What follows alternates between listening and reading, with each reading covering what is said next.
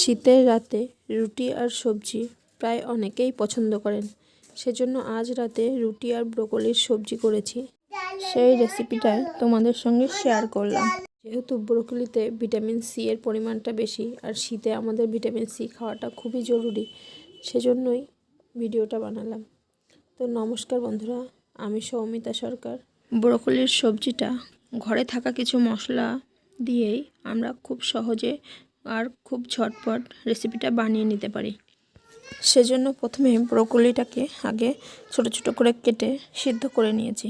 তারপর কড়াইতে তেল বসিয়েছি, তার মধ্যে একটু পাঁচফোড়ন দিয়ে দিয়েছি পেঁয়াজ, আর দেবো একটু আদা বাটা, রসুন বাটা আর মরিচ বাটা। এখানে আমি একটা শুকনো লঙ্কা ফোড়নে দিয়েছিলাম, এখানে আমি মরিচ বাটাটাই বেশি দেব, আর কিন্তু কাঁচা লঙ্কার ব্যবহারটা করিনি। দিয়ে মশলাগুলিকে কিছুক্ষণ কষিয়ে নেব।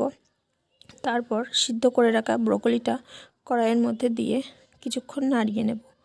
তারপর আরও একটু কাজ আগানোর জন্য দুপুরে যে আলু ভাজাটা করেছিলাম, সেই আলু ভাজাটাই আমি এর মধ্যে দিয়ে দেব।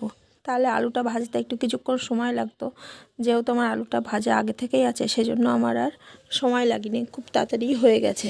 এরপর এর মধ্যে লবণ আর হলুদ দিয়ে আরও কিছুক্ষণ কষিয়ে নেব। যখন ব্রোকলিটা একটু নরম হয়ে আসবে, তার মধ্যে ভাজা আলুগুলোই দিয়ে দেব।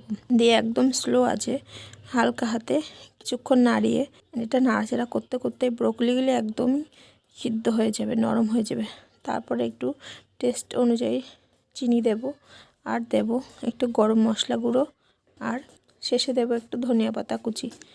তো এখানে দেখতেই পাচ্ছ ব্রোকলিগুলো আগের থেকে অনেকটাই নরম হয়ে গেছে। এর মধ্যে খুব তাড়াতাড়ি কিন্তু রান্নাটা হয়ে গেছে আমার। এইবার আমি এতে কিন্তু একটু তেলের পরিমাণটা বেশি দিতে হয়।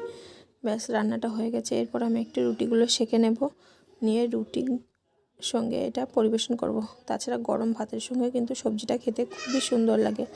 আপনারাও অবশ্যই বাড়িতে একবার ট্রাই করে দেখবেন কেমন হয়। ঝটপট রান্না করে নেওয়ার জন্য এটাই মনে হয় বেস্ট। ধন্যবাদ।